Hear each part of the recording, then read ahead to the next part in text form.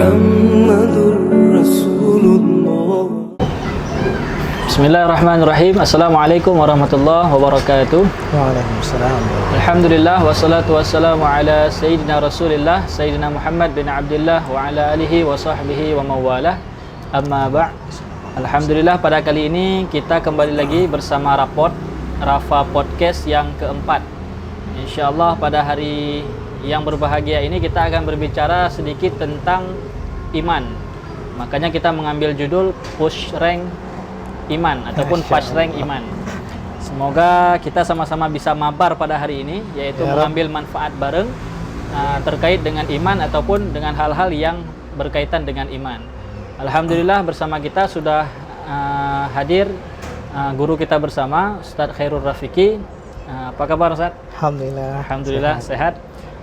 Mungkin nanti apabila ada pertanyaan yang ingin ditanyakan boleh langsung DM ke akun Raisul Fata, supaya kalau seandainya nanti ada waktu lebih bisa kita bahas terkait dengan pertanyaan yang ditanyakan. Mungkin langsung saja terkait iman ini Ustaz, ada banyak sekali memang yang perlu kita bahas terkait dengan iman, karena memang Islam juga ruang lingkup agama kita kan terdiri dari iman, Islam dan ihsan. Iya, betul. Jadi kita ingin berbicara tentang iman secara spesifik pada hari ini insyaallah. Itu bagaimana kalau seandainya kita yang mungkin belum mengenal apa itu iman, kira-kira apa yang bisa kita pahami ataupun bagaimana cara kita memahami iman itu apa gitu. Ya, insyaallah. A'udzubillahi minasyaitonirrajim. Bismillahirrahmanirrahim. Alhamdulillah wassalatu wassalamu ala Rasulillah wa ala alihi wa sahbihi wa mawalah. Amma ba'd. Puji syukur kepada Allah, salawat salam kepada baginda Rasulullah sallallahu alaihi wasallam. Sebelum kita masuk ke iman ya, memang iman ini perkara yang paling penting. Bahkan disebutkan sekecil-kecil iman ini kan diganjarkan sampai 10 kali lipat surga. Tapi sebenarnya kita mungkin yang basic pesantren udah paham, basic mungkin pernah belajar agama paham. Ini mungkin yang belum ada basic pingin tahu iman itu apa. Jadi iman ini sebenarnya adalah yakin. Ada yang menyamakan iman sama yakin. Jadi yang dimaksud dengan iman betul-betul yang keluar dari sanubari, meyakini sesuatu, kemudian diikrarkan dengan lisan dan diamalkan dengan perbuatan. Itu definisi yang didefinisikan iman oleh para ulama, seperti itu. Nah, itu kan iman, rukun iman ada 6 Ustaz. Ya. Ya, dari rukun iman yang 6 itu apa ada nggak batasan-batasan sejauh mana kita itu bisa dikatakan sudah beriman kepada Allah, kepada para malaikat, kemudian kitab, rasul, hari kiamat dan juga takdir baik dan takdir buruk. Ya. Untuk seseorang dikatakan iman, syarat pertama yaitu dia betul-betul beriman kepada Allah dan kepada Rasul dengan bersyahadat. Itu minimal sekali. Jadi pembukanya itu dengan syahadat. Pernah di zaman Rasul, saya lupa nama seorang sahabatnya yang ketika berperang itu tiba-tiba ketika duel dengan musuhnya, ini musuhnya ini karena sudah kalah dalam perang, tiba-tiba mengucapkan syahadat. Syahadu alla ilaha illallah wa syahadu anna Muhammadar Rasulullah. Kemudian sahabat ini dari secara zahir dia lihat bahwasanya ini musuh mengucapkan kalimat syahadat itu taqiyah, sebagai perlindung supaya nggak dibunuh. Akhirnya betul-betul ditebas, betul-betul dibunuh. Kemudian rupanya sampai tersebar kata ini kepada Rasulullah, berita ini kepada Rasulullah. Rasul pun ngasih tahu. Kemudian Rasul marah, menegur sahabat radhiyallahu anhu ini. Kemudian sahabat tuh jawab kepada Rasul, wahai Rasulullah, sesungguhnya yang dia katakan itu adalah sebagai takiyah saja, pelindung diri saja supaya tidak terbunuh. Kemudian Rasul pun menegur, apakah engkau telah benar-benar membelah dadanya sehingga engkau tahu apa yang disebutkan itu betul dari lisan atau keluar dari hati. Jadi itu yang pertama. Jadi betul-betul beriman. Kalau sudah beriman kepada Allah, beriman kepada Rasul, pasti beriman kepada semua yang dibawa oleh Rasul. Dan di antara yang dibawa oleh Rasul yaitu semua sisa daripada rukun. Jadi puncak utamanya itu beriman kepada Allah dan malaikat. Ya, Karena orang Arab jahiliyah dulunya mereka di dalam rukun-rukun iman ini banyak yang mereka percayai, tapi tidak seperti kepercayaan yang benar yang diyakini oleh Islam. Mereka percaya kepada Tuhan, tapi Tuhan mereka menyebut ada Lata, ada Uzza, ada Manat. Mereka percaya kepada malaikat, tapi malaikat dalam anggapan mereka, malaikat ini adalah banatullah, yaitu anak-anaknya Tuhan. Kemudian malaikat ini adalah jenis kelaminnya perempuan. Pemahaman jahiliyah. Pemahaman orang-orang dahulu. Mereka percaya kepada kitab. Di antara mereka ada halil kitab. Mereka percaya kepada malaikat. Percaya kepada malaikat. Percaya kepada kitab. Kemudian juga mereka percaya kepada yang namanya takdir. Yang paling mereka nggak percayai di antara rukun iman ini yaitu percaya kepada kebangkitan. Hari kiamat. Itu yang paling mereka tidak percayai. Karena menurut mereka kalau seandainya ada kebangkitan, sungguh kehidupan dunia ini adalah kehidupan yang rugi. Untuk apa kita hidup dunia nanti dibangkitkan kembali. Jadi menurut mereka rugi. Jadi datangnya agama Islam itu meluruskan pemahaman orang-orang Arab jahiliyah ini. Jadi beriman kepada Allah, beriman kepada Rasul, beserta semua yang datang daripada Rasul. Itu awalnya. Kemudian kalau standar minimal kita kan mengenal sifat 50. Itu menjadi Allah. Standar minimal kita untuk beriman atau bagaimana itu, Ustaz? Ya, itu sifat 50 ini disebutkan bahwasanya kalau kita sebut i'tiqad 50. Ya. Itu yang kita kenal.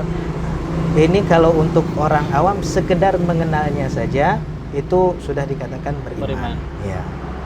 Enggak sampai harus spesifik itu enggak. Itu untuk orang-orang yang betul-betul talib. Mereka ingin menuntut ilmu, mereka betul-betul ingin mendalami, maka sifat-sifat 50 ini perlu dipelajari. Jadi kan iman ini menjadi bagian dari fardhu ain yang harus kita pelajari, kan? Fardhu ain, tauhid, fikih, tasawuf. Nah, jadi kalau seandainya ada yang tanya semana batasan saya itu menjadi mempelajari ilmu tauhid ataupun akidah ataupun iman ini sehingga bisa dikatakan fardhu ain saya sudah memenuhi standar misalnya itu, Ustaz. Itu bagaimana cara kita jawab pertanyaan-pertanyaan yang seperti itu? Masya Allah, ini dalam pertanyaannya. Simple tapi dalam. Jadi yang jelas orang-orang yang mempercayai semua rukun iman itu udah dianggap beriman. Kemudian iman ini perlu pembuktian. Kalau dia beriman kepada Allah, beriman kepada Rasul, beriman kepada semua yang datang daripada Rasul, perlu pembuktian. Pembuktiannya bagaimana? Dengan melaksanakan perintah-perintah, khususnya kewajiban. Bagaimana beramalnya? Yaitu beramal dengan kewajiban. Kalau nggak tahu tentang kewajiban, maka dia harus belajar untuk ilmu tentang kewajiban tadi. Sholat misalnya, ini betul-betul perkara penting. Jadi kalau dia nggak tahu cara sholat, maka dia harus tahu ilmu sholat. Puasa dan lain sebagainya yang merupakan bukti keimanan dia kepada Allah Subhanahu wa taala. Itu. Kemudian terkait dengan kita spesifik lagi, Ustaz, misalnya beriman kepada Allah berarti kita meyakini bahwasanya Allah itu ada. Itu berarti seminimal mungkin keimanan itu, Ustaz. Ya. Nah, terkait dengan beriman kepada Allah juga meyakini Allah itu ada. Tapi juga di sana ada beberapa pertentangan ataupun perbedaan pendapat misalnya, Ustaz, tentang bagaimana adanya Allah itu yang sesuai dengan pemahaman yang benar itu bagaimana? Sebenarnya kita beriman kepada Allah, kita yakin Allah itu wujud, ada. Kita nggak dituntut lebih untuk mengetahui atau bertanya-tanya tentang bagaimana Allah, tentang di mana Allah, tentang pertanyaan itu saja sebenarnya udah perkara yang tidak boleh ditanyakan. Tidak boleh ditanyakan. Jadi kita harus mengimani saja bahwasanya Allah itu ada. Wujudnya bagaimana, kemudian nih kita tahu Allah dari mana? Dari sifat-sifatnya. Jadi kita pelajari sifat-sifatnya, lihat makhluk-makhluknya sebagaimana perintah Al-Qur'an, tafakkaru fil khalqi. Kita harus berpikir, melihat, memperhatikan semua ciptaan Allah, yang mana kalau kita betul-betul melihat ciptaan Allah tersebut, betul-betul kita akan mengambil kesimpulan bahwasanya semua ini nggak mungkin ada dengan sendirinya, tapi betul-betul diciptakan oleh Sang Pencipta, yaitu Allah. Gitu. Kalau beriman kepada Allah, kita semua tahu insyaallah Allah itu ada dan Allah itu esa. Ya. Hanya satu-satunya. Nah, kemudian yang kedua beriman kepada malaikat. Mungkin bisa Ustaz kasih gambaran kepada kita semua apa malaikat itu bagaimana malaikat atau berapa malaikat, dan malaikat, nama-nama malaikat itu apakah menunjukkan satu sosok malaikat atau itu hanya nama penjelasan tugas, misalnya malaikat Israel, Ya, itu pencabut nyawa. Nah itu apa memang satu sosok malaikat itu ataupun bagaimana itu Ustaz? Untuk beriman kepada malaikat disebutkan bahwasanya malaikatnya adalah salah satu jundun min junudillah. Jadi tidak ada seorang pun yang tahu berapa jumlah daripada pasukan Allah nih, malaikat ini. Kemudian malaikat ini bagaimana kita tahu malaikat ini, tentunya dari penjelasan para ulama. Disebutkan bahwasanya malaikat ini adalah makhluk Allah jismun nuraniyah, yaitu makhluk yang diciptakan oleh Allah dari cahaya, diciptakan daripada cahaya. Kemudian malaikat ini sifatnya bagaimana? La yatanakahun, mereka tidak menikah. La yatanasalun, mereka tidak berketurunan. Mereka juga tidak makan. Kemudian malaikat ini sifatnya tunduk betul-betul kepada Allah. La ya'suna ma amarahum wa yaf'aluna ma yu'marun. Mereka tidak pernah bermaksiat kepada Allah dan mereka betul-betul tunduk kepada Allah, patuh pada Allah. Kalau malaikat ini diciptakan untuk sujud, ya sujud saja deh sampai kiamat. Kalau memang diciptakan untuk sujud. Kalau diciptakan untuk bertasbih, maka tugasnya hanya satu, bertasbih saja kepada Allah. Tidak ada tugas lain. Kalau memang itu perintah daripada Allah. Seperti itu malaikat yang kita ketahui daripada tulisan-tulisan para ulama.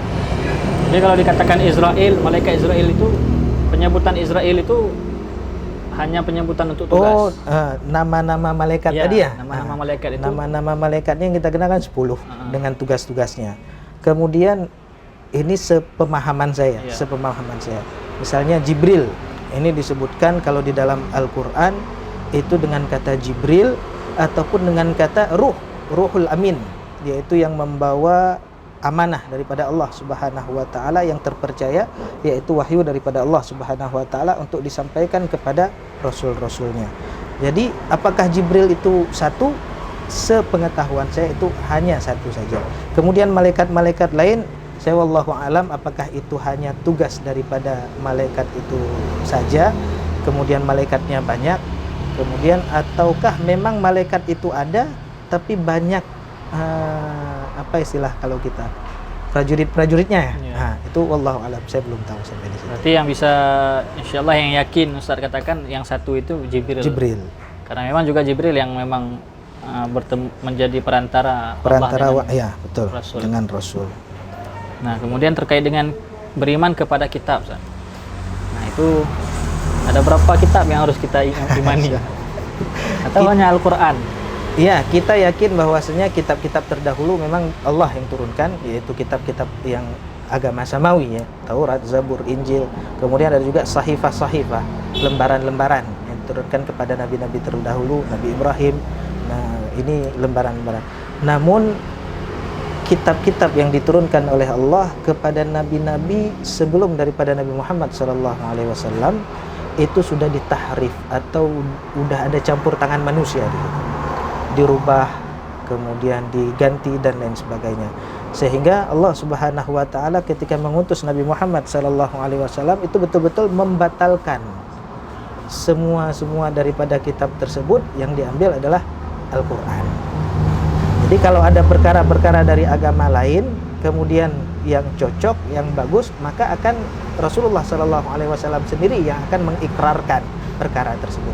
Tapi kitab-kitab semuanya yang itu sebagaimana ayat Al-Quran, Innad dina indallahil Islam. Cuman Islam saja, apa yang dibawa sama Islam yaitu kitab suci ayat Islam. Maka disebutkan wa may yabtaghi ghairal islami dinan falan yuqbala min. Barang siapa yang mencari selain Islam itu tidak akan diterima oleh Allah Subhanahu wa taala. Alhamdulillah. Selanjutnya yang keempat. Nah, ini terlalu point to the point lah.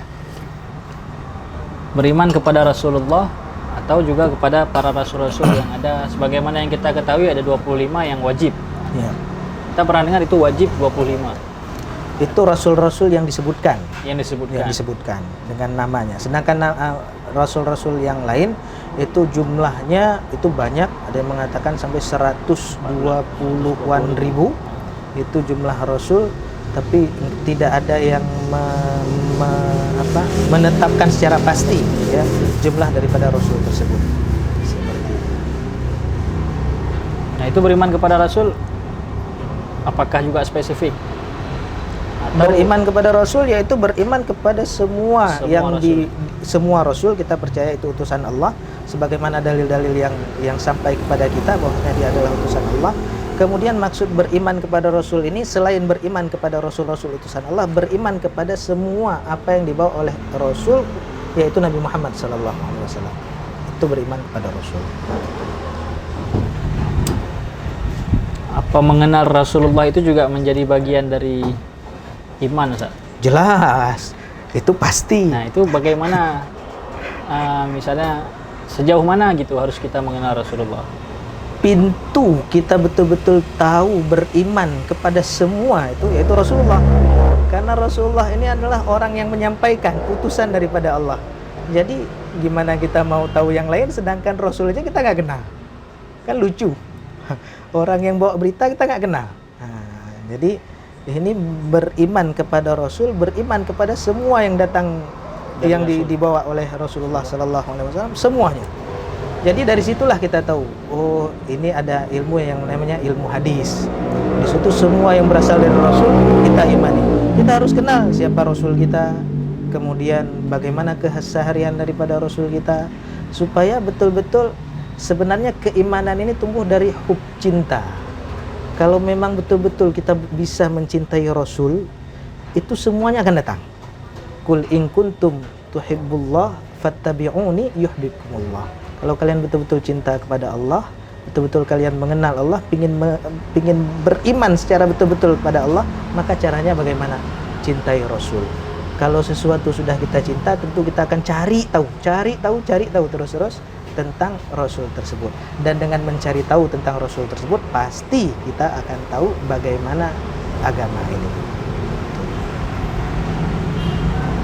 Nah, terkait dengan mengenal Rasulullah, itu kan banyak sekali, Ustaz.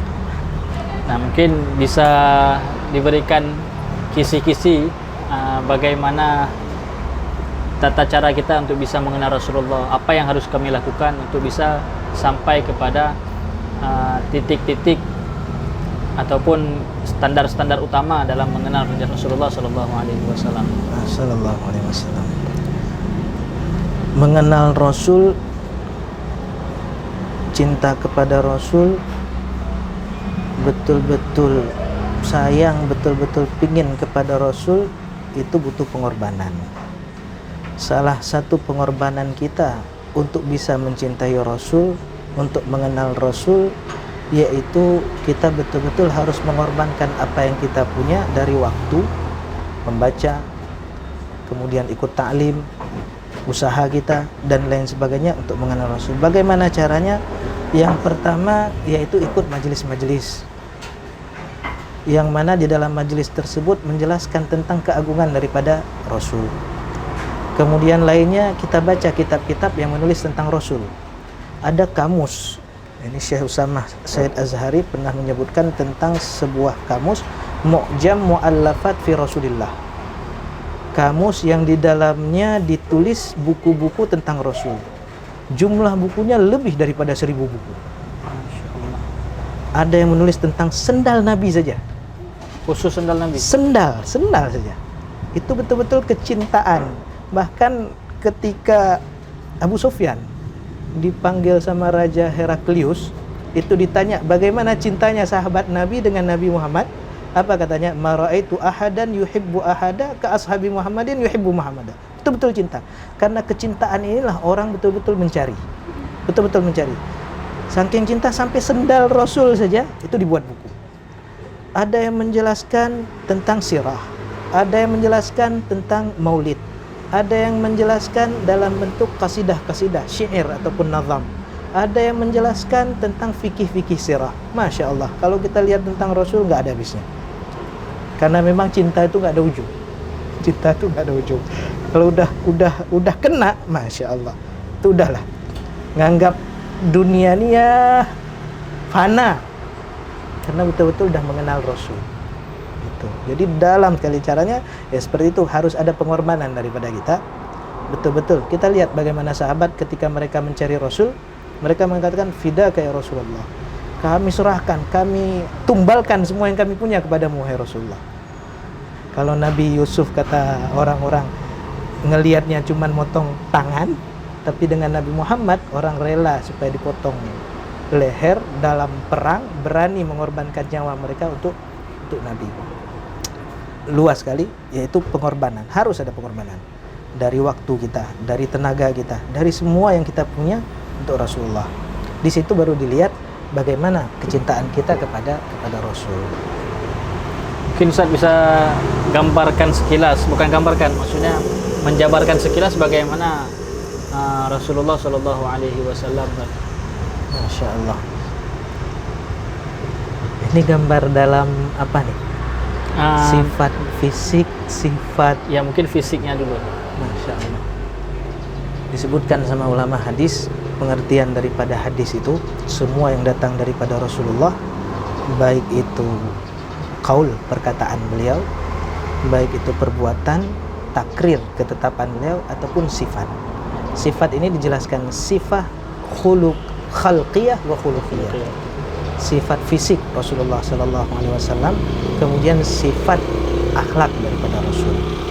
Kalau kita ingin lihat sifat fisik daripada Rasul, banyak sekali hadis-hadis, apalagi ada sebuah kitab bagus sekali tentang Rasulullah, kitab Syama'il.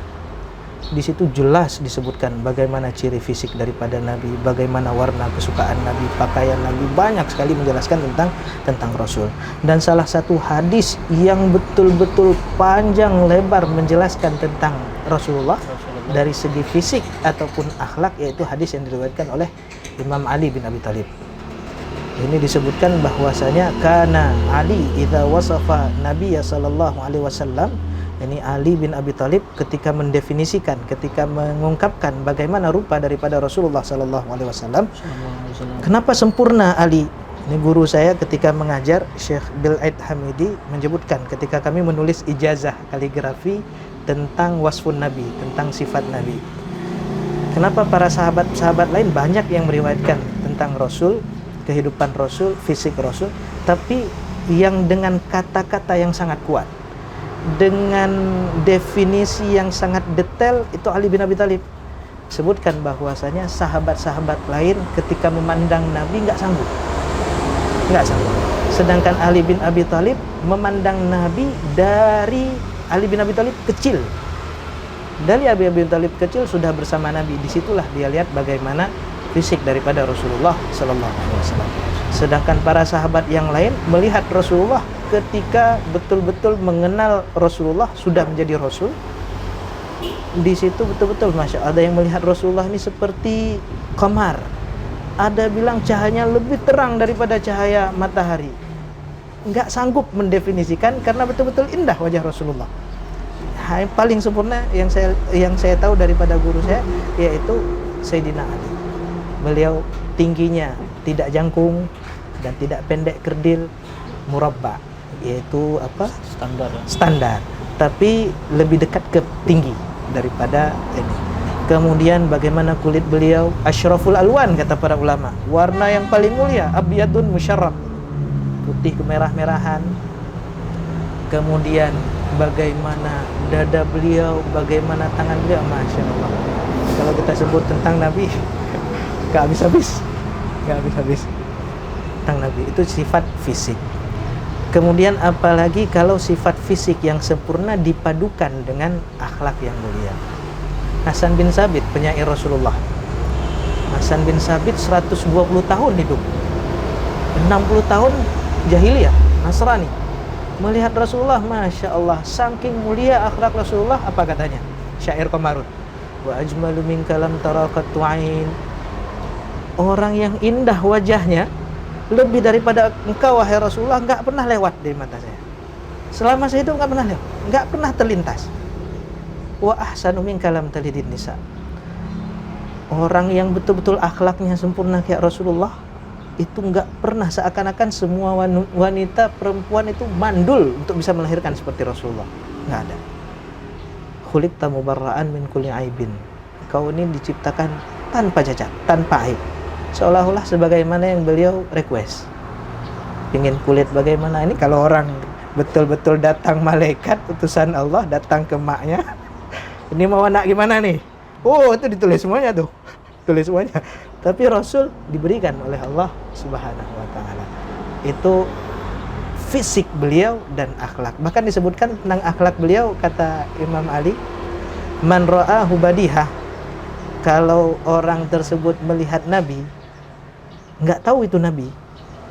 Misal kita duduk di sini, misalkan tiba-tiba datang Nabi, nggak tahu kita itu Nabi. Apa yang terjadi pada orang tersebut yang ngelihat Nabi tadi? Habah, punya kesan yang mendalam, bertanya-tanya, Ini siapa? nggak sembuh sakit, tanya-tanya tuh, penasaran tuh, sebelum tahu itu adalah Nabi. Segan, betul-betul kebayang. Kemudian man ra'ahu ma'rifatan, kata Ali, Sayyidina Ali, kalau melihat Nabi, tahu itu Nabi, Masya Allah, ahabbah, langsung jatuh cinta. Itu bagaimana Rasulullah, karena dipadukan dua, fisik sama akhlak. Kita aja yang punya fisik bagus tapi akhlak nggak bagus, banyak orang terlena. Banyak orang. Ini kalau udah digabung dua, Masya Allah, udah kelar, selesai. Masya Allah. Saya pernah dengar, Ustaz, berarti kan Rasulullah itu lebih ganteng daripada Nabi Yusuf. Bagaimana pembagiannya itu? Betul. Yang pernah saya dengar 50% katanya untuk Rasulullah, 25% Nabi Yusuf, 25%-nya lagi dibagi-bagi semuanya kepada seluruh manusia dari awal sampai terakhir. Masya Allah, berarti kita sama-sama yang terakhir tuh ya. Memang beda porsinya mungkin, Ustaz. Kalau saya buktinya udah laku. Nah, Masya Allah. Kalau Saisan nih kalau ngaku-ngaku ganteng, belum ada bukti. Belum, Insya Allah. Insya Allah. Doanya dari sana. Semoga dimudahkan. Ya Rob. Itu saya pernah juga mendengar, tapi pastinya saya nggak tahu. Ya, banyak yang membagi-bagi seperti itu. Tapi yang jelas kita yakini Rasulullah ini betul-betul indah wajahnya, betul-betul mulia akhlaknya, betul-betul sempurna ciptaan Allah. Ini Nabi Muhammad Sallallahu Alaihi Wasallam, dan keimanan pun lahir daripada beliau. Beliau yang menjelaskan tentang iman, dan banyak beliau mengungkapkan perkara tentang keimanan ini dari akhlak. Ketika Rasul mengatakan, la yastaqimu imana abdin hatta yastaqima qalbu, gak akan lurus iman seseorang kalau hatinya gak lurus. Wala yastaqima qalbu hatta yastaqim lisan, dan hatinya ini gak akan lurus kalau lisannya gak lurus. Rasul juga yang ngomong, la yu'minu ahadukum. La yu'min di sini bukan berarti tidak beriman, tidak sempurna keimanan seseorang. Hatta yuhibba li akhihi ma yuhibbu li nafsi, kalau dia belum bisa mencintai saudaranya sebagaimana ia mencintai dirinya sendiri. Rasul juga yang mengatakan, man kana yu'minu billahi wal yaumil akhir, kalau betul-betul beriman kepada Allah dan hari akhir, falyakul khairan aw liyasmut. Kemudian fala yu'zi jarahu falyukrim daifahu, tidak menyakiti tetangga, kemudian betul-betul memuliakan tamu. Rasul juga yang mengatakan semuanya hadis tentang la yu'minu ahadukum, kebanyakan yaitu menjelaskan setelahnya tentang akhlak. Jadi betul-betul yang namanya keimanan ini diwujudkan. Salah satunya apa? Akhlak. Makanya disebutkan ini al-iman yazid wa yanqus, kata. Iman ini naik turun. Naiknya gimana? Dengan ketaatan. Turunnya dengan maksiat. Ya, kalau setiap maksiat yang kita lakukan itu kan, kalau di dalam hadis, nukitat fi qalbihi nuqtah sauda, ada bintik hitam. Kemudian makin berbuat maksiat, makin tambah bintik hitam, sehingga hatinya itu betul-betul hitam legam, qasi qaswah, keras betul-betul. Ini kalau kita bebal, udah tahu maksiat, terobos, itu bisa-bisa ke hitam. Kalau hitam ini Masya Allah, nggak bisa selamat, nggak bisa selamat. Tapi kalau masih ada iman, masih ada jalan untuk selamat, masih ada jalan selamat. Yang penting iman ini memang pemberian daripada Allah, tapi harus dijaga. Harus dijaga. Allah ini kan terserah Allah mau kasih iman enggak, kalau udah dikasih harus dijaga. Wala tamutunna illa wa antum muslimun. Kita harus betul-betul jaga supaya kita bisa nanti meninggal dalam keadaan beriman. Kalau meninggal enggak dalam keadaan beriman, bahaya. capek seumur hidup beramal dengan amalan ahli surga, ujung-ujungnya hilang iman. Na'udzubillah. Makanya kalau kita lihat pengajian-pengajian Habib Ali Al-Jufri, itu sering menjelaskan tentang bagaimana cinta, iman. Kalau orang betul-betul sempurna imannya, melihat orang lain nggak pernah dengan memandang merendahkan, nggak pernah. Iman, Masya Allah, luas sekali imannya. Nah, beriman itu juga berarti kan kita mensyukuri iman, juga berarti mensyukuri hidayah yang sudah Allah berikan. Nah, apa kita bisa kepedean gitu Ustaz? Kita udah merasa ini Allah memberikan hidayah, ataupun kita masih belum boleh mengatakan kita ini sudah optimis gitu Allah kasih hidayah, atau gimana? Paham Ustaz? Maksudnya bangga, bukan bangga. Merasa kita kan biasa ketika hidayah. sudah melakukan sesuatu yang baik, kita kembalikan sesuatu itu karena atas kuasa, atas kudrah dan iradahnya Allah, kita mengatakan alhamdulillah.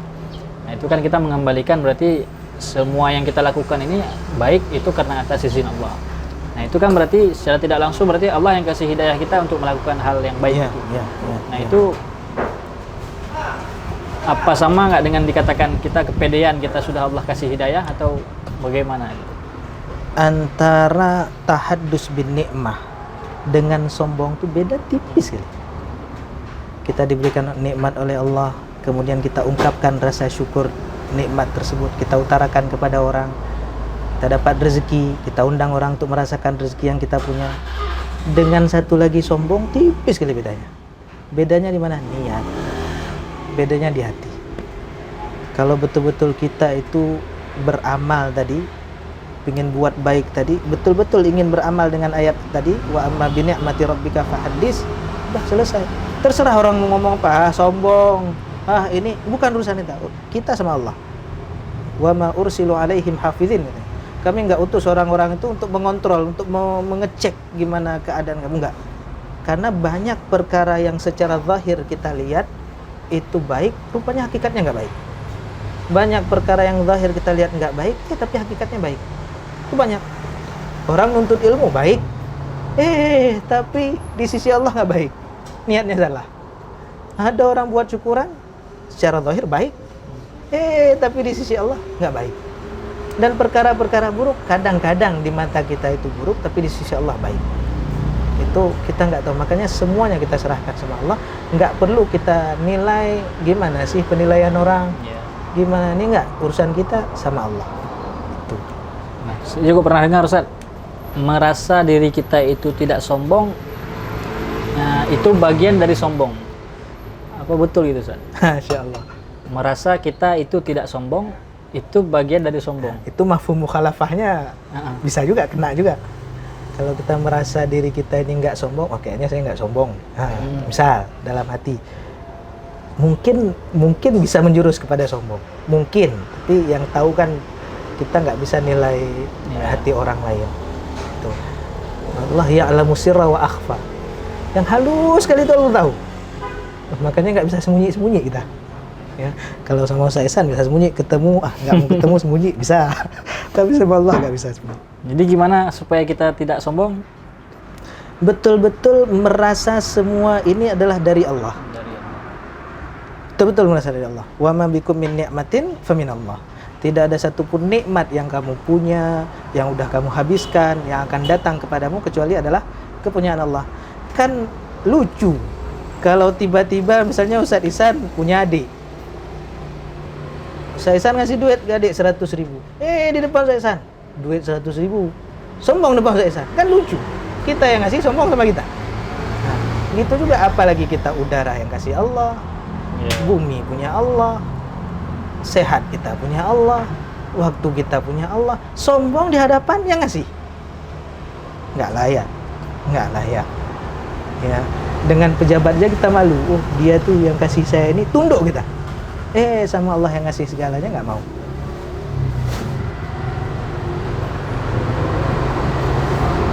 Kemudian mungkin terkait dengan Rasulullah juga Ustaz, ada yang hasil dari pengamatan hasil-hasil nongkrongan, Ustaz. Nah, ketika misalnya kita mengatakan Rasulullah itu seperti ini. Misalnya ada orang yang mungkin lagi sedang marah, punya masalah, dan kita menasihati sudah jangan marah. Rasulullah nggak pernah marah. Rasulullah memaafkan orang lain, misalnya seperti itu. Ada orang yang mengatakan, nah itu kan Rasulullah. Saya bukan Rasulullah. Saya cuma manusia biasa gitu. Apa itu bisa dikatakan bagian dari durhaka kepada Rasulullah atau bagaimana itu, Ustaz? Itulah, itu kekurangan kita manusia. Ya, kekurangan kita manusia. Memang Rasulullah diutus beliau ini adalah untuk dijadikan uswah, panutan. Tapi Allah ciptakan kita nggak semua sama. Tapi jangan pernah menjadikan nama Rasulullah ini sebagai alasan. Jangan pernah menjadikan Rasulullah sebagai alasan. Rasulullah kan nggak pernah marah misalnya. Tapi saya punya kekurangan. Sebagaimana disebutkan, memang banyak kita dengar bahwasanya yang namanya sabar itu nggak ada batas. Tapi kemampuan kita untuk bersabar itu yang ada batas.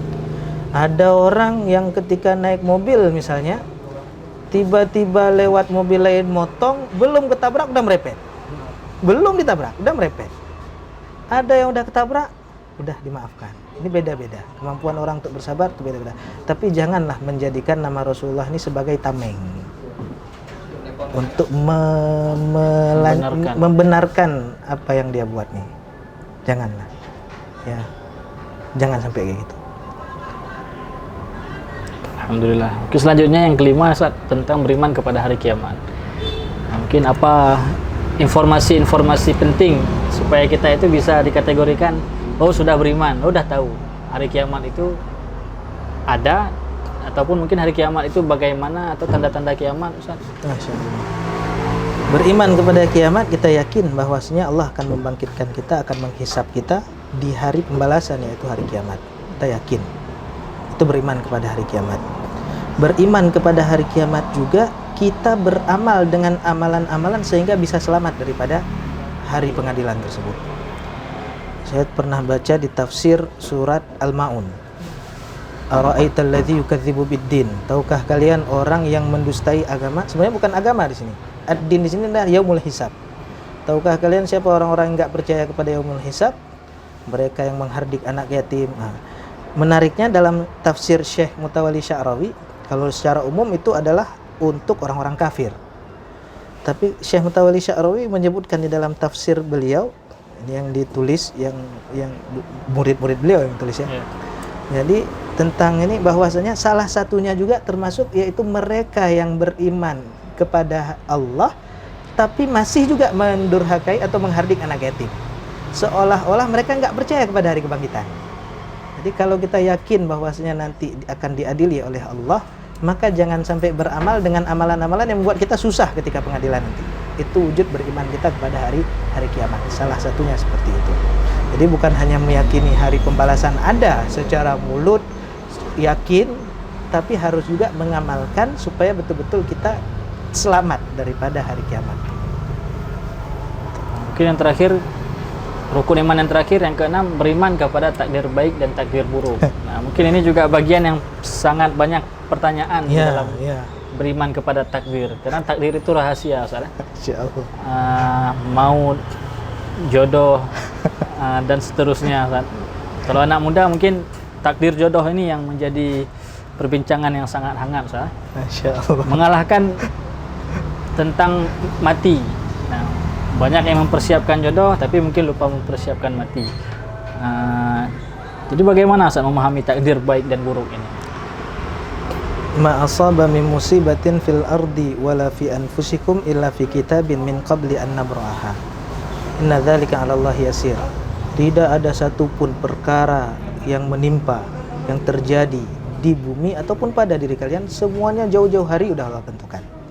Udah Allah tentukan jauh-jauh hari. Para sahabat pernah mengatakan ketika Rasulullah memberitahukan kepada mereka bahwasanya setiap anak Adam ini udah ditentukan, maq'aduhu, tempatnya ini surga atau neraka. Udah ditentukan. Dari sebelum dilahirkan? Dari sebelumnya. Kemudian itu di Baqi nih. Rasulullah lagi ini di Baqi ada sahabat. Kemudian ketika Rasulullah menceritakan itu, sahabat ini bertanya dengan pertanyaan seperti kita sekarang. Idzan fanatakil ya Rasul. Kalau itu kita tawakal aja. Pasrah aja. Pasrah aja lah. Apa kata Rasulullah? I'mal. Beramallah. Fakullun muyassarun lima khuliqalah. Karena setiap orang akan dimudahkan untuk apa dia diciptakan. Kita nggak tahu mana nasib kita, surga atau neraka, maka tugas kita beramal. Mungkin dengan ketulusan hati kita, benar niat kita, Allah mudahkan jalan bagi kita. Tapi mungkin orang yang berpikiran seperti ini mungkin jelek. Allah tahu apa balasan yang diberikan kepada mereka. Jangan sampai kita dalam hal amalan kita tawakal, tapi hal rezeki nggak mau. Udah tahu rezeki ini betul-betul akan sempurna sebelum orang itu mati. Nggak mungkin orang itu meninggal sebelum rezekinya sempurna. Kalau begitu kenapa nggak tawakal? Kenapa nggak duduk-duduk? Kenapa masih ada bangun pagi pulang malam? Kenapa dalam ibadah amalan pinginnya tawakal, tapi dalam rezeki nggak mau tawakal? Kan ini pingin enak istilahnya. Ya, jadi betul-betul semuanya sudah ditentukan oleh Allah. Tinggal kita ini bagaimana beriman. Saya unik melihat di dalam kitab Syama'il, yaitu tentang Anas bin Malik. Anas bin Malik yang khadim, yang melayan Rasulullah dari umur 10 tahun. Nggak pernah mengatakan sesuatu kepada Anas pada amalan yang disuruh Rasul, perintah Rasul, tapi nggak dikerjakannya. Kenapa kamu nggak kerjakan ini? Begitu juga sebaliknya, yang nggak disuruh, kenapa kamu kerjakan ini? Disebutkan oleh para ulama dalam syarahannya, yaitu salah satunya itu adalah bentuk keimanan Rasul yang paling sempurna kepada takdir. Bentuk keimanan Rasul paling sempurna kepada takdir. Rasul mendoakan mereka. Rasul mendoakan Anas bin Malik. Jadi salah satu bentuk itu, masya Allah, ini bukan derajat-derajat kita nih, ya. Betul-betul. Kalau kita punya anak, jangan, ini buat nih, ya, kita gitu. Tapi Rasulullah nggak pernah. Sampai itu paling berkesan pada Anas, sehingga menyebutkanlah bagaimana kenangan beliau dengan Rasul. Itu bukti sempurnanya iman Rasul kepada takdir. Makanya disebutkan la tukthir hammaka, janganlah kalian terlalu berat dengan kegalauan, terlalu berat dengan kegelisahan, dengan kekhawatiran. Ma quddir yakun, karena sesungguhnya setiap yang ditentukan itu pasti akan terjadi. Jadi kan kita mikir, ya ini kayak mana nih saya nih, banyak kali tanggungan saya nih. Ya Allah, jadi ketua ini lagi, jadi ini lagi, aduh. Kan berat. Nggak perlu. Jadi itu udah yang ditentukan Allah akan terjadi. Jadi jangan terlalu gelisah. Kan disebutkan di ayat ma asabaka bi musibatin fil ardi itu, setelahnya apa? Supaya engkau tidak sedih dengan apa yang telah lampau dan engkau tidak betul-betul senang dengan apa yang kau dapatkan. Jadi kalau kita beriman kepada takdir, enak. Ustaz, tolong isi pengajian. Kalau udah ditakdirkan jadi. Kalau enggak. Ini kayak mana ya? Kita duduk di sini, udah ditakdirkan Allah, jalani aja. Maquddir yakun. Semua yang sudah ditentukan oleh Allah pasti akan terjadi. Apapun usaha kita pasti akan terjadi. Kalau Ustaz Abdul Somad bilang, anta turid, ana urid, Allah fa'al lima yurid. Nah, berarti ini kan sering kontradiksi antara takdir dengan usaha. Ada sebagian orang yang mengatakan semua sudah ditakdirkan, tapi kita harus berusaha. Ada lagi yang memang usahanya biasa saja, toh semuanya juga udah Allah takdirkan. Mau usaha kita seperti ini, pasti apa yang akan terjadi itu adalah yang Allah takdirkan. Nah, itu kadang-kadang juga menjadi pembenaran bagi orang-orang. Kadang juga saya seperti itu. Jadi santai ataupun slow, apa itu terlalu yakin ataupun mungkin belum memahami bagaimana takdir itu yang sebenarnya. Ada di zaman Rasul sahabat yang ketika datang ke masjid bawa unta. Ketika bawa unta, dia mau sholat. Untanya ini ketika dia sampai ke masjid, mau masuk masjid, nggak diikat. Ditegur. Kenapa nggak ikat? Tawakal. Apa kata sahabat? Saya lupa sahabat atau Rasul. Iqilha wa tawakkal. Ikat dulu baru tawakal. Jadi jangan salah letak tawakal. Tawakal itu setelah semua usaha semua kemampuan yang Allah berikan kepada kita, kita keluarkan, baru setelah itu tawakal. Itu arti tawakal yang betul. Bukan pasrah aja, enggak. Semua kemampuan yang Allah berikan kepada kita, itu udah kita maksimalkan, setelah itu serahkan kepada Allah. Itu baru betul-betul berserah diri kepada Allah. Dan sebagian juga misalnya Ustaz, ada orang yang ketika sudah berusaha habis-habisan dan hasil yang didapatkan tidak sesuai dengan apa yang dia inginkan gitu. Realita berbeda dengan ekspektasi. Masya Allah. Nah, itu apa? Kayaknya banyak kali pengalaman. Pertanyaan, Ustaz. Ada pertanyaan yang digabung. Saya kira ingin curhat. Enggak, Ustaz. Cuman inilah resiko host. Iya. Resiko host seakan-akan semua yang ditanyakan bersumber dari host. Ustaz. Jadi kalau ada pertanyaan galau-galau itu tidak menunjukkan saya lagi galau, Ustaz. Siap. Nah, jadi ada orang yang mungkin tidak berhasil menerima takdir, berarti itu belum benar-benar meyakini semuanya berasal dari Allah, Ustaz. Baik ataupun itu buruk. Pengalaman gini pernah sebenarnya terjadi sama saya. Awal saya berangkat ke Mesir, kami telat 1 semester. Kemudian waktu sampai di sana mau ujian semester 2. Ada 10 pelajaran yang diujikan. Ikutlah semuanya. Kemudian belum keluar nilai. Nilainya nanti di akhir tahun sekali keluar. Ketika itu karena udah semester 2, nilainya makbul. Nilainya rasid, maaf. Saya tinggal 1 tahun. Karena semester pertama nggak ikut. Ada indikasi ada info daripada KBRI, katanya kami yang telat berangkat ini diputihkan. Maksudnya nggak dianggap tinggal, tapi mulai dari baru. Ikutlah ujian semester pertama yang tinggal dulu ketika waktunya. Itu berjuang mati-matian belajarnya. Tidur kurang, buku betul-betul nggak lewat halaman selanjutnya sebelum yang ini betul-betul kuasai. Tidur kurang, ini semuanya udah. Saya dalam ini saya bilang saya luruskan niat, kemudian tentukan target, nikmati proses. Ini saya lakukan betul-betul. Rupanya ketika keluar nilai makbul. Padahal ketika tryout dapat nilai bagus, ini keluar nilai makbul. Kawan saya yang satu kamar biasa aja. Enjoy. Natijatuna sawa jol bahasanya. Nilai kita sama. Padahal dia biasa-biasa aja, misalnya tiduran santai. Saya habis sampai nilainya sama. Galau saya. Akhirnya ketemu sama Ustadz Afrizal.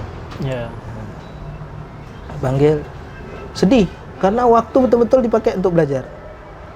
Gimana Rafiki? Nggak tahu lagi ke mana nih. Tanya, drone kurang sabo. Apa kurang? Semuanya udah, belajar udah habis-habisan. Tawakal. Karena hasil tidak mesti harus sama seperti proses. Yang Allah nilai itu bukan hasil, tapi yang Allah nilai proses. Kalau Allah lihat hasil, maka Nabi Nuh itu betul-betul nggak berhasil dalam dakwahnya. Cuma berapa orang? Tapi yang Allah lihat, itulah beda kita. Kalau kita nilai orang kan dari hasil. Kamu udah jadi apa? Dalamnya apa? Tapi yang Allah lihat bukan hasil, tapi proses. Di situ baru saya tahu, Masya Allah, rupanya seperti ini.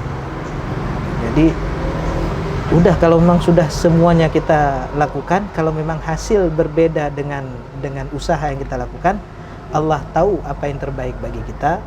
Allah tahu itu paling baik bagi kita. Jadi terima. Seperti itu. Masya Allah. Mungkin ada pertanyaan dari kawan-kawan di belakang? Boleh ditanyakan langsung. Nah, kemudian ada masukan dari kawan Ustaz terkait dengan bagaimana tips ataupun tata cara supaya kita itu bersabar menghadapi ujian yang kita hadapi, dan apa yang harus kita lakukan gitu ketika kita mendapatkan ujian, dan kita berusaha supaya kita itu yakin ini cobaan yang kita yang kita lalui itu adalah ini yang baik bagi kita. Kadang mungkin kalau takdir baik kita mudah, oh ini alhamdulillah ini takdir baik. Tapi kalau takdir yang susah, meyakini takdir yang buruk itu baik,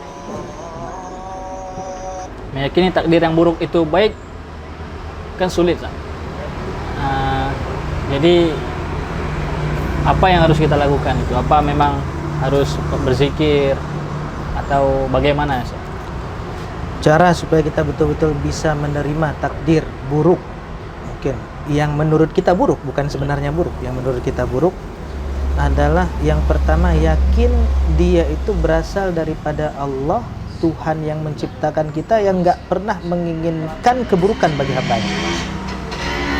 Yang pertama, itu semuanya adalah dari Allah, ditentukan sama Allah, dan tidaklah Allah menguji hambanya itu kecuali karena Allah cinta pada hamba tersebut.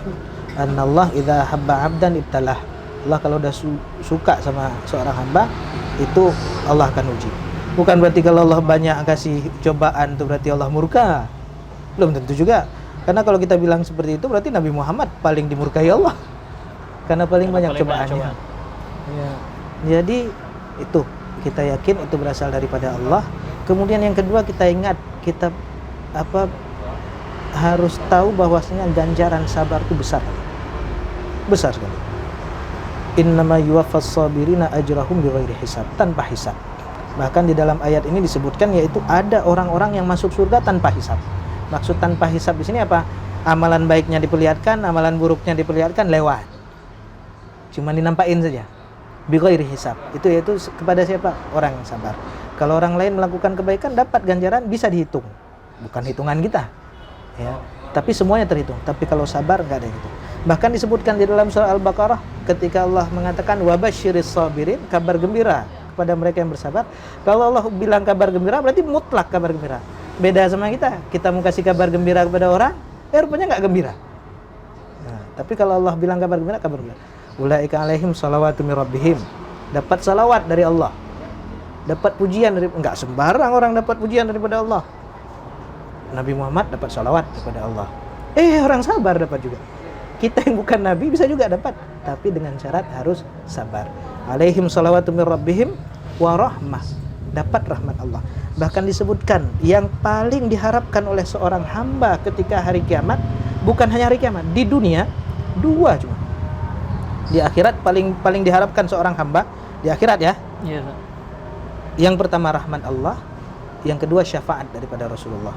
Enggak ada orang yang berharap daripada amalannya. Bahkan Nabi sendiri ketika ditanya, apakah engkau juga enggak masuk surga dengan amalanmu? Apa jawaban Allah? Jawaban Rasul?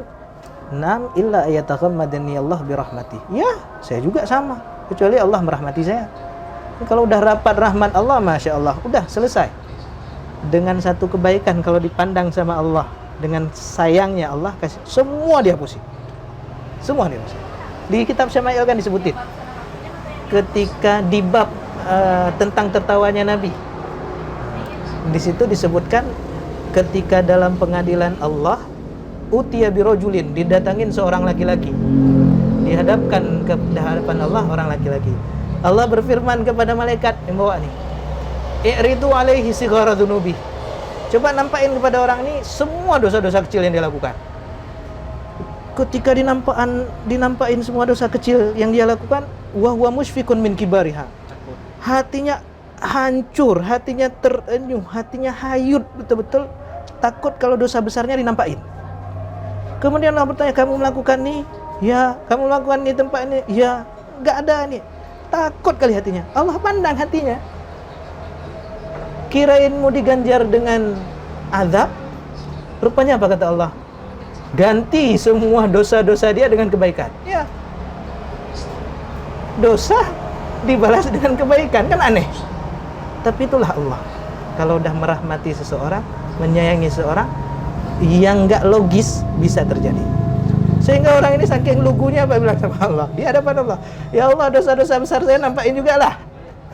Dosa-dosa kecil jadi nampain seperti itu, diganjar kebaikan. Berarti kalau dosa besar nih, lebih besar lagi kebaikannya. Akhirnya Rasulullah, fadhahika Rasulullah sallallahu alaihi wasallam hatta badat nawajizah. Enggak, Rasul pun ngelihat bagaimana dinampakkan kondisi akhir hari kiamat nih.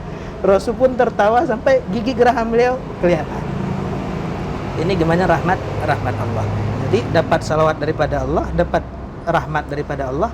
Kemudian Allah tegaskan di dalam surat tersebut, faulaika humul muhtadun.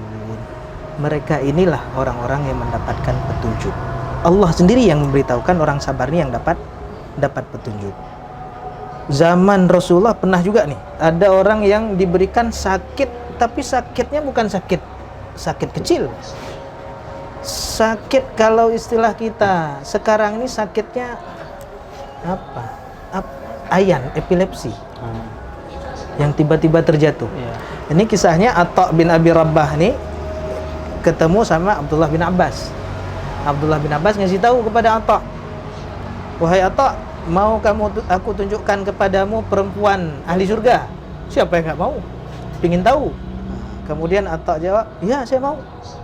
Kemudian apa kata Ibnu Abbas? Hadhihi imra'atun sauda. Ini perempuan hitam ini di ahli surga. Atha kaget, kok bisa? Disebutkanlah kisah dia dengan Rasulullah. Gimana kisah dia dengan Rasulullah? Dulu perempuan ini pernah datang kepada Rasul. Apa katanya? Ya Rasulullah, ini usra. Wahai Rasulullah, saya ini usra ini yang tiba-tiba terjatuh. Wa ana atakasyaf. Dan aku ini setiap terjatuh terbuka aurat saya, wahai Rasul. Doakanlah saya, wahai Rasul. Apa jawaban Rasul? In syi'ti sabirti walakil jannah. Kalau kamu mau, kamu bersabar. Sabar, ujian daripada Allah, maka kamu dapat surga. Tapi kalau kamu mau juga, saya doain. Apa jawaban pilihan perempuan ini? Lebih pilih akhirat. Dibilang apa? Bal asbir ya Rasulullah. Saya pilih sabar, wahai Rasul. Walakin, akan tetapi doakan saya, wahai Rasul, supaya saya ketika sakit nanti, terjatuh nanti, aurat saya nggak kelihatan. Masya Allah, ini perempuan sama Rasul. Aurat betul-betul dijaga. Kemudian Rasulullah doakan, rupanya dengan sebab inilah, bersabar daripada inilah, Allah jadikan perempuan tersebut ahli surga. Di hadis lain disebutkan, ini orang-orang yang banyak mungkin banyak masalah.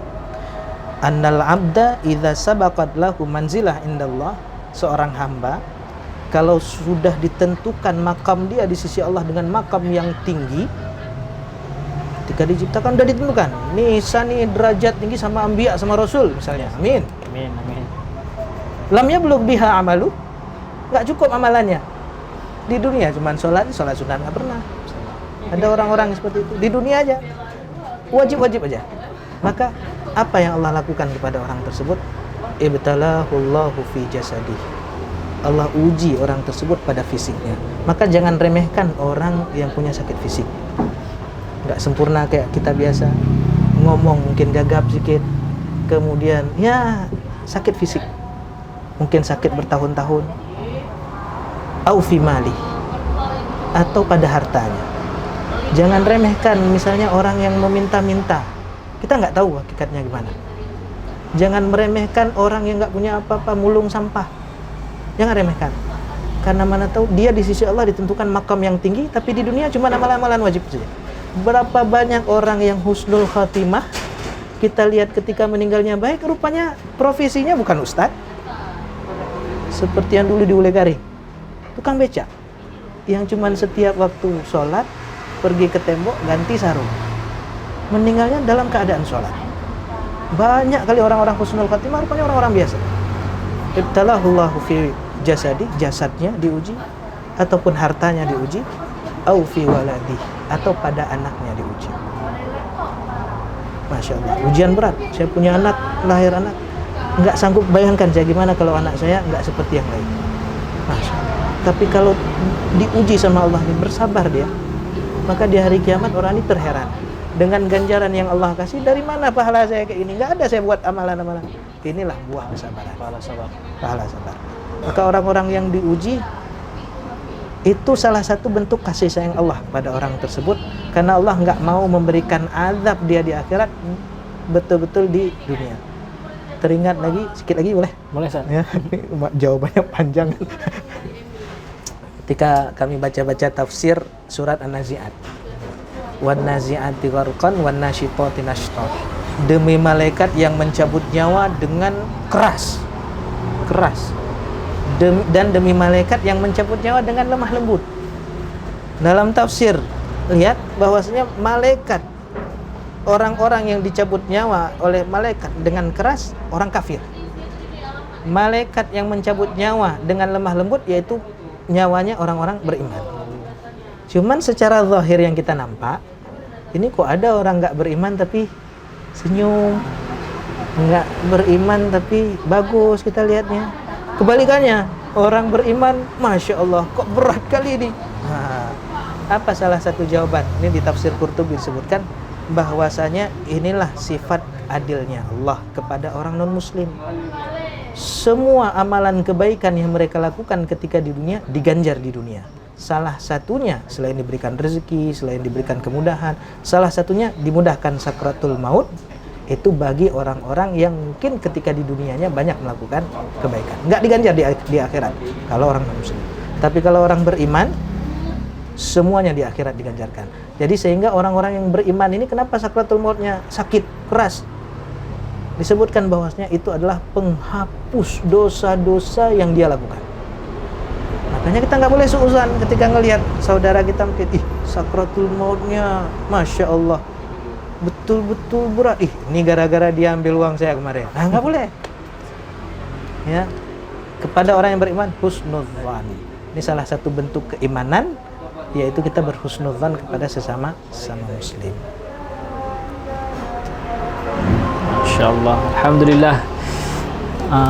Sebenarnya tidak cukup waktu untuk kita berbicara tentang iman secara lebih sempurna. Jadi semoga kita semua Allah berikan taufik dan hidayahnya agar selalu bisa dalam kebaikan, dalam majelis, dan juga semoga kita Allah takdirkan bisa masuk surga dan juga mendapatkan ridhonya Allah Subhanahu wa taala. Amin. Nah, berkaitan dengan tadi juga terakhir Ustaz, misalnya supaya kita itu optimis ataupun amalan-amalan supaya kita itu optimis, insyaallah kita masuk surga. Kan ada dikatakan semua yang beriman itu akan masuk surga. Cuman bedanya ada yang transit di neraka atau tidak mungkin Ustaz. Nah, kalau kita lihat amalan mungkin Ustaz. Apa amalan supaya Kuatlah iman kita. iya, supaya kuat iman kita. Naik lagi lah. Banyak amalan-amalannya, ada beberapa kelompok amalan ya. Yang pertama itu supaya kita ini kualitas keimanan kita naik. Memang iman naik turun, cuman senantiasa terjaga itu, yaitu al-muhafadzah alal ajwa as-salihah. Menjaga lingkungan, menjaga kondisi lingkungan yang soleh, yang baik. Maksudnya bagaimana? Kawan-kawan baik, hadir majelis-majelis zikir, majelis-majelis ilmu. Kemudian ya tentang perkara sholat jamaah. Kan yazid bitta'ah, semua ketaatan. Jadi bisa meningkatkan keimanan kita dengan menjaga lingkungan. Menjaga lingkungan. Penting menjaga lingkungan nih. Ini khususnya perkara iman nih, manba'nya atau tempatnya di hati ini, jaga hati baik-baik. Bagaimana cara jaga hati baik-baik? Hati ini kan perlu disiram. Kayak kita manusia, kita kan butuh makanan juga. Kalau 3 hari nggak makan, lemas. Itu kita terdiri dari jasmani dan ruh. Kalau kita perhatikan cuman yang zahir saja, ya ruh ini butuh makan juga. Apa makannya? Ilmu, zikir, nasihat-nasihat. Itu jaga bagaimana lingkungan ini betul-betul soleh, betul-betul baik, dan jauhi bi'ah ataupun lingkungan-lingkungan yang membuat iman kita ini bisa merosot. Kayak zaman Rasul gitu juga. Ketika duduk sama Rasul, ada booster. Kemudian ketika pulang ke rumah, balik lagi. Apa kata Rasulullah? Saatan. Saya lupa apa iman atau annasu saatan. Ini kadang kuat, kadang kecil. Itu biasa. Tapi kita harus teringat terus supaya iman kita ini terjaga. Itu salah satunya menjaga lingkungan. Kemudian yang kedua, qudwah shalihah. Kita harus punya panutan. Kita ini harus punya fans yang betul-betul kita ngefans berat. Idola. Kalau udah punya idola, apalagi idolanya itu betul-betul imannya Masya Allah, kesetrum. Idola kita lihat kita aja kayak seolah-olah gimana gitu. Diajak ngomong sama idola, Masya Allah. Apalagi diajak nongkrong. Ini harus ada kudwah. Kayak anak hari ini, Sa. Masya Allah. Saya hari ini bersama idola, alhamdulillah. Masya Allah. Sama juga. Ya, ini rame, Masya Allah. Booster lagi nih. Jadi itu kudwah salihah. Harus ada apalagi kalau orang tersebut nih, kalau cari-cari guru, kalau cari-cari ini, usahakan yang betul-betul ketika ngelihat ringan akhirat kita. Ya Allah ngelihat nih, Masya Allah. Itu ada guru-guru yang seperti itu. Kalau kita bertemu sama guru itu habis buat maksiat, takut. Spiritual kita betul-betul, aduh, kenapa guru ini nggak ngelihat saya? Ya Allah, apa gara-garanya? Itu betul-betul langka. Jadi kudwah salihah harus ada. Kemudian supaya betul-betul iman ini terjaga juga, supaya naik, doa. Nggak mungkin nggak doa. Nabi aja, Nabi ini. Bukan kita. Nabi, ya muqallibal qulub, tsabbit qulubana ala dinik. Harus ditetapkan hati ini betul-betul dalam perkara agama. Nabi aja doa. Kita nggak doa. Siapa kita? Ya. Nabi doa. Ya. Setelah sholat nggak pernah tinggal loh. Satu doa Nabi yang diajarin kepada Muaz. Allahumma a'inni ala dzikrika wa syukrika wa husni ibadatik. Bantu saya ya Allah. Nabi minta bantu. Supaya bisa berzikir, ingat kepada Allah, bisa bersyukur kepada Allah, bisa beribadah dengan sebaik-baiknya kepada Allah. Nabi minta doa. Apalagi kita. Lingkungan harus bagus. Ada kudwah, kemudian doa. Kemudian juga ada perkara yang jangan al-ifrat alal mubahat, berlebih-lebihan dalam perkara yang mubah. Ini berlebih-lebihan, semua hal yang berlebih-lebihan itu nggak bagus. Jadi kalau perkara berlebih-lebihan dalam perkara mubah ini, itu jangan. Itu termasuk di dalamnya yaitu terlalu sibuk dengan dunia. Walaupun kehidupan kita banyak memang yang dalam perkara dunia, jangan sampai ketinggalan perkara akhirat. Majelis ilmu jangan tinggalin. Nggak bisa sehari sekali, seminggu sekali. Nggak bisa seminggu sekali, sebulan sekali. Yang penting harus ada betul-betul kita cas iman lagi. Cas iman. Makanya cari majelis-majelis, Sebenarnya cari majelis ini bukan kita sebenarnya yang dapat dari majelis. Saya datang sini sebenarnya bukan saya yang memberikan. Saya dapat sendiri dari majelis. Datang majelis, makanya banyak-banyak majelis, apalagi sering ada majelis habaib, majelis seperti ini.